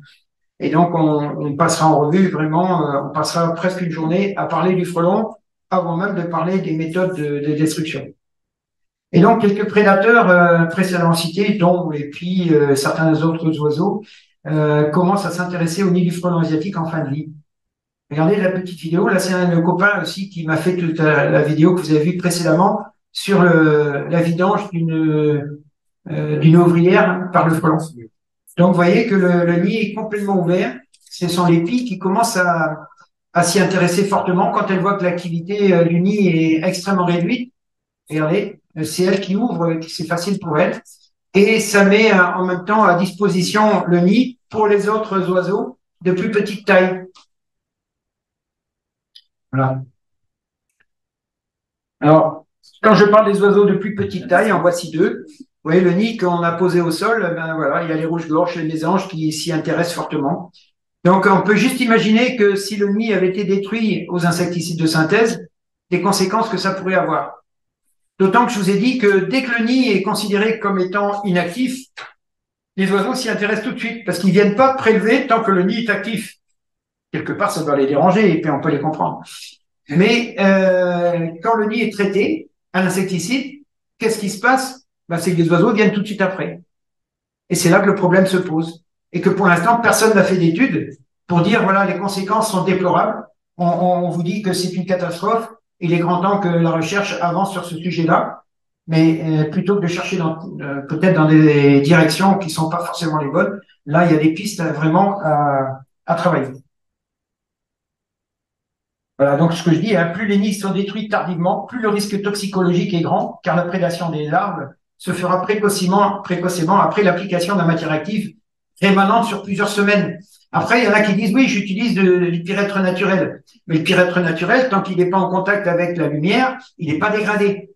Donc, autant les péritrimés de synthèse mettent beaucoup de temps à se détruire, à se neutraliser. On parle de 3 à 4 mois, mais le pyrètre naturel, c'est quelques semaines quand même. Donc, quelques semaines, comme je vous dis, les nids sont prédatés tout de suite après qu'ils constatent qu'il n'y a plus d'activité dans le nid. Autrement dit, quelques jours plus tard. Donc, les conséquences peuvent encore et toujours rester importantes. Alors, l'organisation de la lutte. L'information tout d'abord. Comment on peut s'organiser maintenant sur les territoires pour se dire, tiens, on engage la lutte contre le frelon, comment il est utile de s'organiser.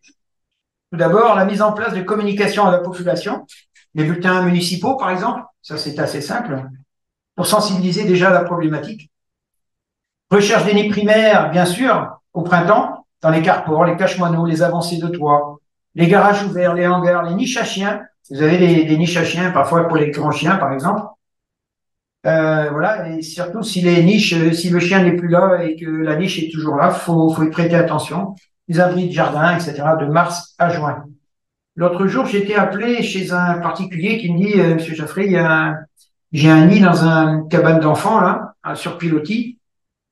Et bah oui, c'était un nid, mais un nid de l'année passée. Donc il n'y avait plus d'activité dedans. Ben, dans cette cabane de jardin, pour vous dire que un endroit propice aux frelons le restera toujours.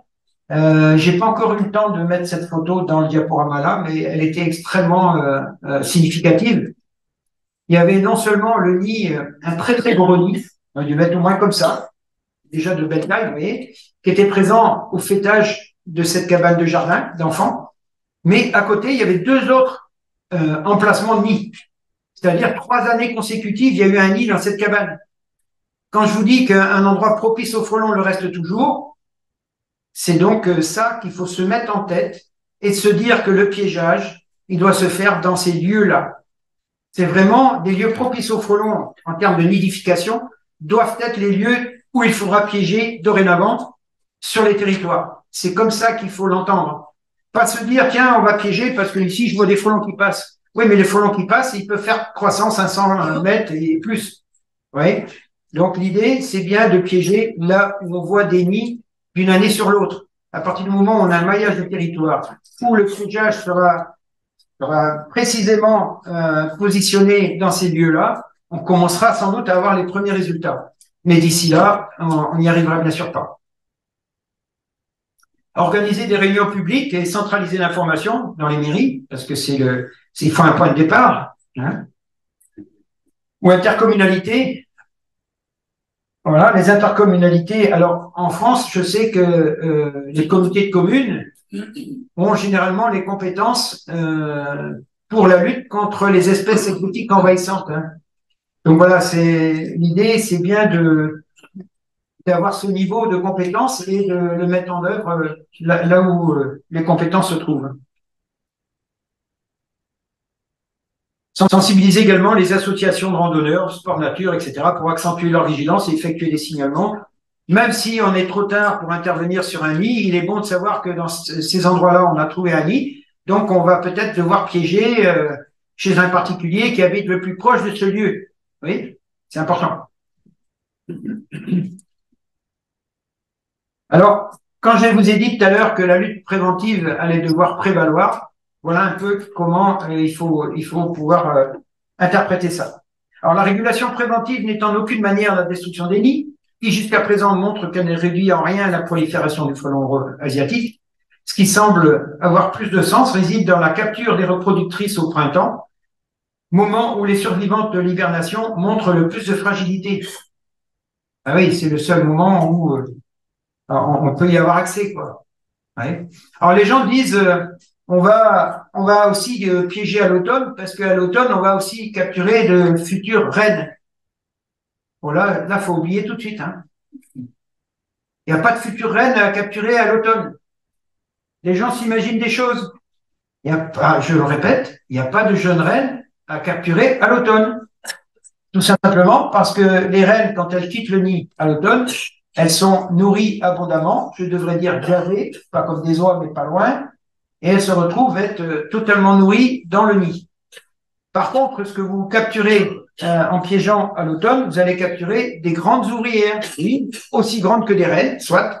Mais les gens ont trop tendance à dire, ouais, ce sont des rennes. Non, non, non, non, pas du tout. Vous ne capturez pas de rennes à l'automne. Là encore, une idée reçue un peu trop ancrée dans l'intellect des gens. D'accord? Et dites-moi, pourquoi une reine qui a déjà fait ses réserves d'hiver, aurait un intérêt à aller butiner au risque de se faire capturer par un prédateur quelconque. Elle n'a aucun intérêt à aller tenter d'aller butiner, d'autant que à l'automne, il y a presque plus de nourriture. Donc c'est totalement insensé. Les rennes sont nourries exclusivement dans le nid. Faut bien se mettre ça en tête. Donc le piégeage d'automne ne sert qu'à capturer, ça ne veut pas dire qu'il faut pas piéger, mais en tout cas, vous ne capturerez que des ouvrières. Voilà, ça c'est ce qu'il faut savoir. Quand est-ce qu'elle quitte le nid, alors? À partir déjà de la fin de l'été, certaines commencent à partir, ou même il doit y avoir des départs assez abondants dès l'instant où le froid commence à arriver. Là, je pense que à partir du moment où le froid commence à sévir, c'est là qu'il y a des départs. Il y a déjà des gens qui ont trouvé des rennes en hibernation. C'est déjà depuis plusieurs semaines. Hein. Oui. Donc, c'est réparti en fonction des naissances, si vous voulez. Parce que moi, j'ai déjà vu au mois de fin août les premiers mâles dans les nids de belles dimensions. Autrement dit, on peut penser, parce que là, c'est impossible à savoir s'il y a des rennes, mais on peut penser que quand il y a les premiers mâles, il peut y avoir aussi les premières reines. Voilà. En gros, à partir de fin août, on commence à avoir les reproducteurs qui sont produits. Alors, la lutte préventive, alors pour que la lutte soit pertinente, elle se doit d'être organisée sur les territoires. Le système de piégeage doit être très sélectif pour le respect des autres espèces, être simple pour qu'il puisse être démultiplié, peu coûteux parce qu'il est peut-être pérenne et non chronophage comme celui qu'on utilise quand on va taper des frelons devant les ruches avec leur raquette. Hein. Parce que là, vous passez énormément de temps, hein, vous avez compris. Ce sont tous les qualificatifs que nous pouvons attribuer au dispositif suivant. Alors, le bac de capture préventif autonome, chaque mot a un sens. Avec le dispositif simple, alors le BCPA pour le bac de capture préventif autonome est préventif car il permet la capture des rennes au printemps dans son environnement. Le rayon d'action n'est pas encore évalué compte tenu de nombreuses variantes régionales en biodiversité florale, des implantations des infrastructures humaines et des appâts utilisés. Suivant où vous êtes, si vous êtes en campagne, vous êtes en ville ou en zone périurbaine, ça sera différent.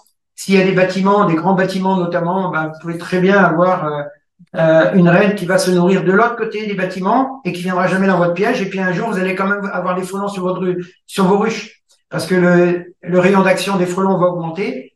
Et puis, au bout d'un moment, ils finiront par trouver votre rucher, par exemple. Alors, ce piège est constitué de deux éléments superposés. L'élément du bas qui reçoit le ou les appâts. Je vais vous le montrer tout à l'heure. Hein. Ça, c'est le modèle un peu suréquipé que l'on a mis en place. L'élément du haut, qu'on appelle la cage de capture, est équipé de deux modules d'accès sélectif. Alors, pour les masses, JABEPROD, pourquoi le nom a été donné de cette façon-là? C'est simplement l'acronyme de JAFRES Bee Protection Device. JAFRE étant mon nom, n'est-ce pas? Donc, c'est un dispositif qui porte mon nom et qui est là pour protéger notamment les abeilles. Alors, ça, c'est un piège qui est un de mes premiers prototypes. Vous voyez qu'à l'époque, c'était dans des caisses simplement que j'avais utilisé des caisses de mon marché. Mes pots de miel étaient dans des caisses de manutention. Et c'est ces premières caisses que j'ai découpées en mettant des cônes en métal déployé dessus qui ont donné les premiers résultats vraiment très probants. Vous voyez déjà la quantité de frelons présents, c'est déjà impressionnant. Et le fond constitué d'un grillage fin permettant la diffusion des effluves tout en interdisant le contact des insectes avec l'appât. C'est-à-dire que les insectes qui rentrent à l'intérieur ne peuvent pas accéder à la nourriture. Qu'est-ce qui se passe? C'est que ils meurent très vite du fait qu'ils ne peuvent pas consommer. Hein. Et l'avantage, c'est que le bac inférieur, vous pouvez le remplir, et plus vous prenez un bac de grande dimension, et plus vous aurez la possibilité d'y mettre une grande quantité d'appât.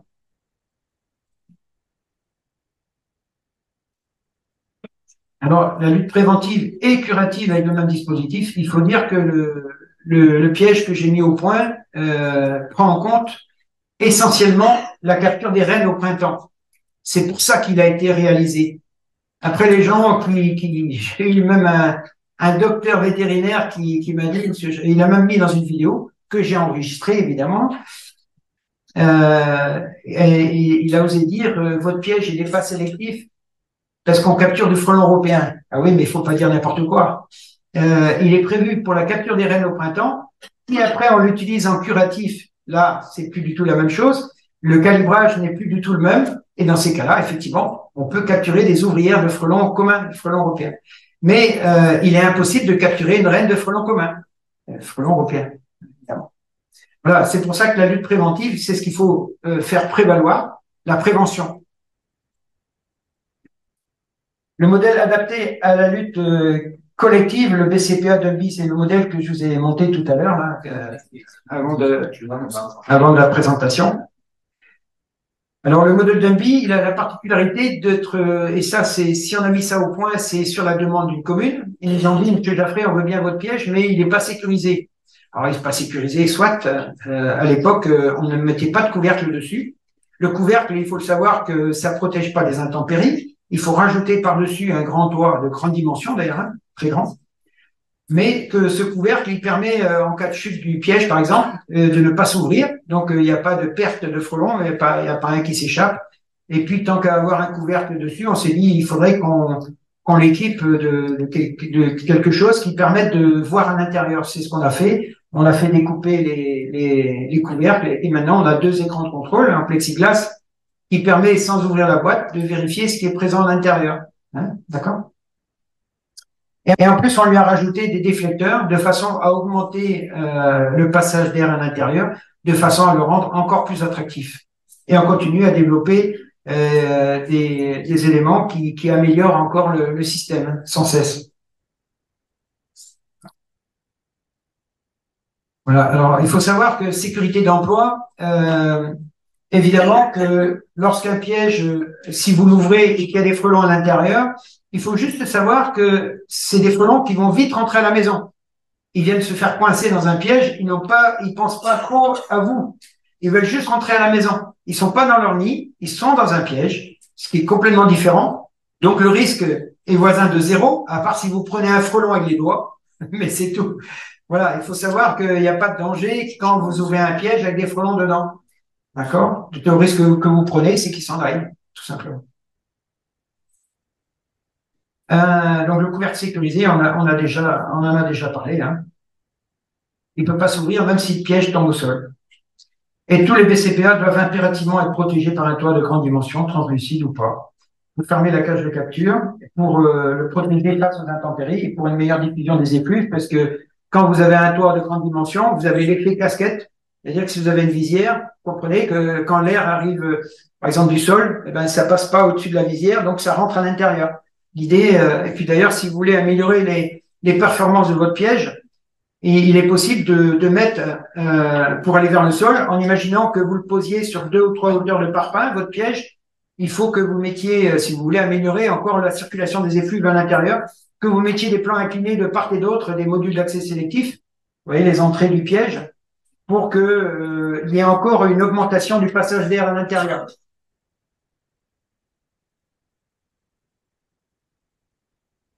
Alors, l'organisation pratique de la lutte collective et préventive, le coût de la prévention par rapport au coût de la lutte curative, le positionnement des BCPA, le maillage des territoires doit être réalisé par disposition de la BCPA sur tous les lieux qui ont porté des nids les années précédentes. J'y reviens, mais c'est important de s'en rappeler. Le coût des BCPA, par exemple, le modèle Dumby, le modèle dédié vraiment à la lutte collective, sur une base de 6 000 nids détruits par département et donc 6 000 BCPA à disposer. 6 000 nids détruits, coût annuel 600 000 euros. Ouais. 6 000 BCPA à disposer, coût sur 10 ans, parce que c'est un outil pérenne, il va pas durer qu'1 an. C'est 480 000 euros sur 10 ans. Donc, rapport au coût annuel, 48 kg € par an et par département. Donc, c'est plus du tout la même somme. On parlait tout à l'heure de 600 000 euros. Là, on n'est plus qu'à 48 000 euros par an. Si on met en place un plan de lutte préventive avec, vous vous rappelez, hein, je vous ai parlé tout à l'heure que la lutte curative, c'est aussi des conséquences potentielles pour l'environnement si on utilise les insecticides de synthèse. Logique d'organisation pratique de la lutte collective et préventive, le positionnement des BCPA. Pour une efficacité optimale et avoir le moins de nids possible à détruire, ou très peu, la répartition et le suivi cartographique des BCPA au niveau des comités de communes, qui ont les compétences visibles, ou des communes, se montre indispensable pour assurer un maillage pertinent et une bonne couverture du territoire à protéger.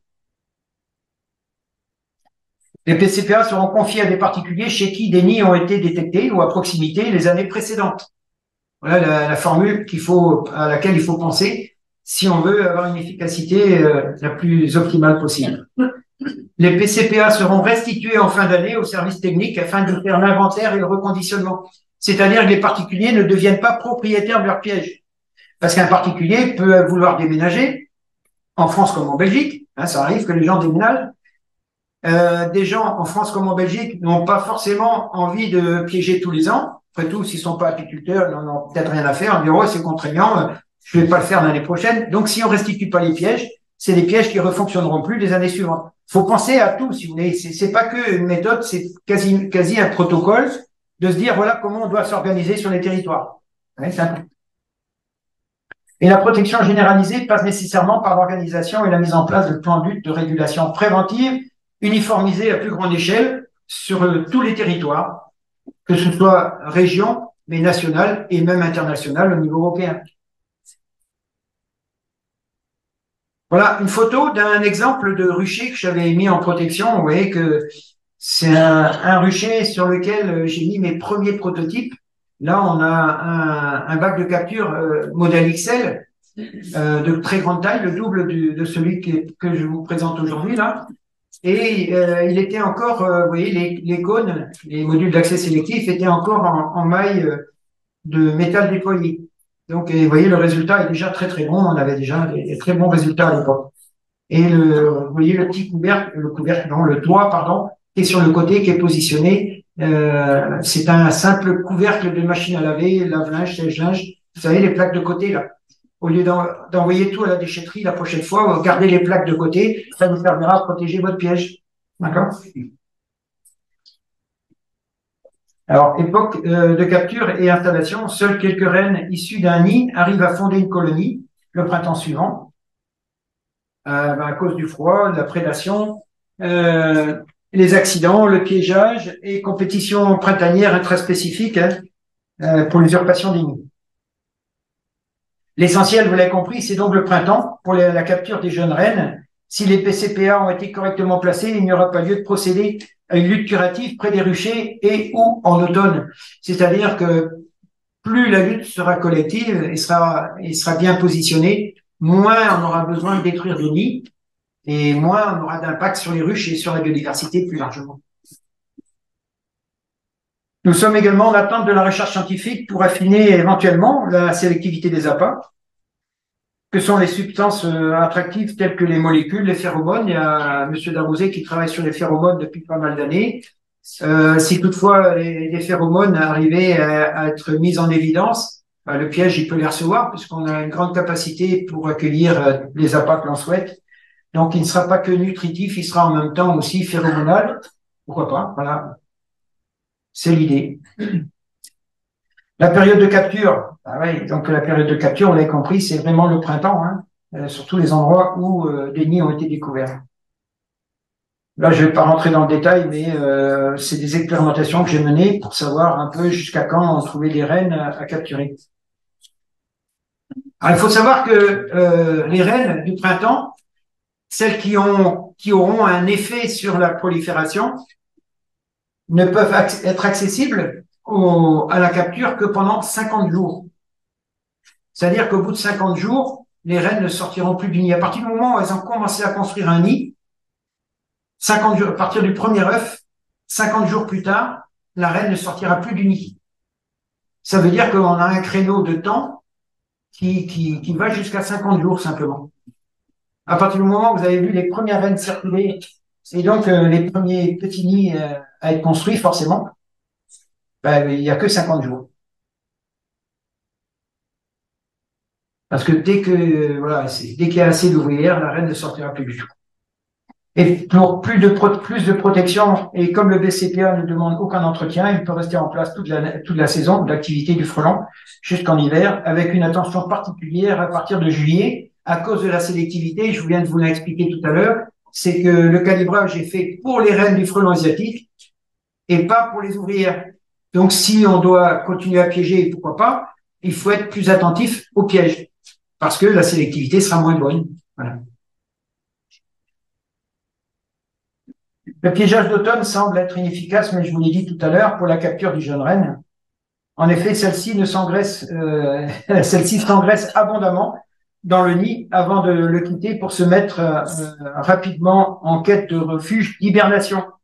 Les souches, les tas de bois, les dessous de cabanes de jardin, alors de préférence en contact le plus étroit possible avec le sol. Le sol a du mal à geler sur une certaine épaisseur. Donc, quand ça va dans les souches qui sont déjà sur la terre, la température ne descend pas là-dedans, ne descend pas de trop.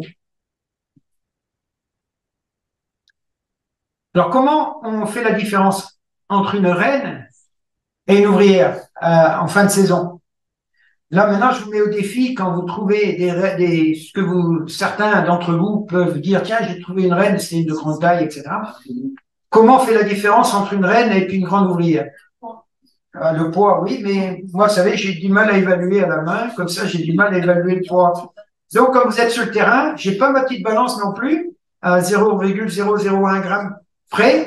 Il faut appuyer dessus. Voilà. Donc, moi, je me contente d'appuyer dessus. Ça, c'est beaucoup plus simple. Il n'y a pas de balance à promener.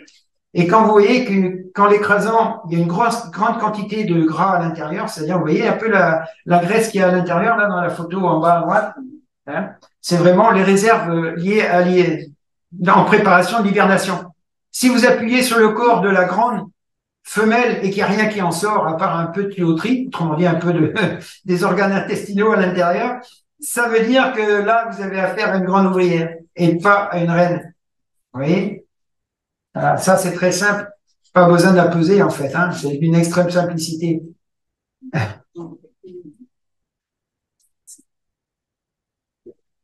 À travailler en lien avec tous les apiculteurs de la commune, dont ceux des structures apicoles départementales, les GDSA, les syndicats apicoles départementaux, associations locales, CARI et compagnie, bien sûr, hein, acteurs du terrain prépondérants dans cette lutte, c'est-à-dire que vraiment l'apiculture doit être à la tête un tout petit peu de cette organisation.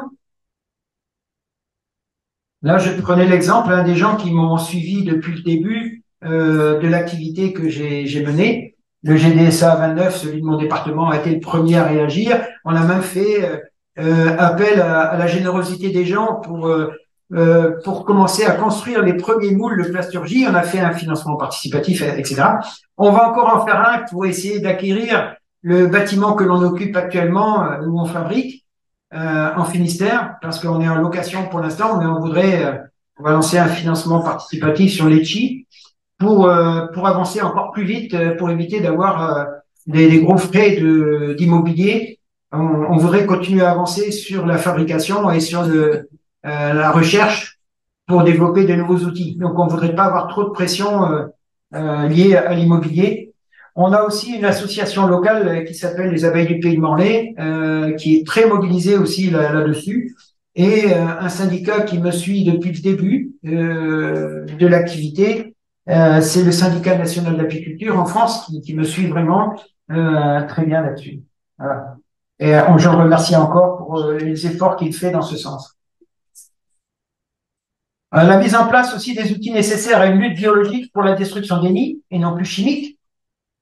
Ouais. Là, c'était les premières photos que je prenais quand je faisais de la lutte, les premières destructions mécaniques. Proposition d'une organisation possible, niveau de suivi, l'intercommunalité ou la commune. Pour un problème dorénavant pérenne, solution pérenne, un référent formé par commune et ou par intercommunalité. Un numéro de téléphone dédié à ça. À ce niveau d'organisation, il est possible de conjuguer la lutte préventive engagée avec le soutien technique des apiculteurs locaux et la lutte curative, autrement dit la destruction des nids pas dangereux, s'il en subsiste. C'est-à-dire, la lutte curative doit être simplement un complément à la lutte préventive. Et je rappelle, je n'ai pas dit qu'il fallait pas détruire des nids, mais qu'il fallait le faire dans de bonnes conditions de sécurité, de santé de l'environnement. Mais et puis voilà, maintenant on se prépare à accueillir les gens qui voudront s'engager sur la lutte curative écologique. Là-bas en Finistère, peut-être qu'un jour vous viendrez me voir en me disant voilà, je veux me former sur 3 jours sur la destruction des nids écologiques.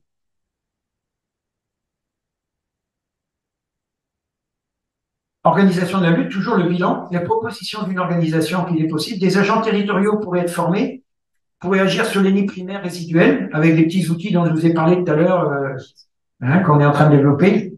Des appels à la concurrence à des entreprises locales de désinsectisation qui interviendraient écologiquement après validation par le référent communal ou intercommunal. Voilà, c'était mes premières interventions avec l'utilisation du SO2. On pourra en parler si vous voulez tout à l'heure. Compte rendu des bilans qui sont transmis d'une part à l'FDG départementale, Fédération départementale des groupements de défense contre les organismes nuisibles, le Muséum d'histoire naturelle qui travaille aussi sur le suivi comptable de ce qui se fait dans les départements,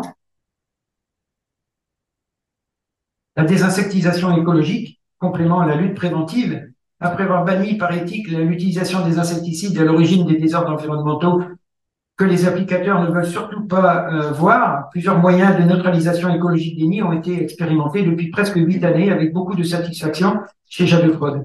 En 2019, notre entreprise a prévu dans ses statuts de devenir organisme de formation pour la désinsectisation écologique. L'aspiration, c'est ce qui domine chez nous. On détruit les nids à l'aspirateur. Là, j'ai eu un très gros souci les dernières semaines, là, il y a à peine un mois. On va subtiliser l'intégralité de mon matériel de désinfection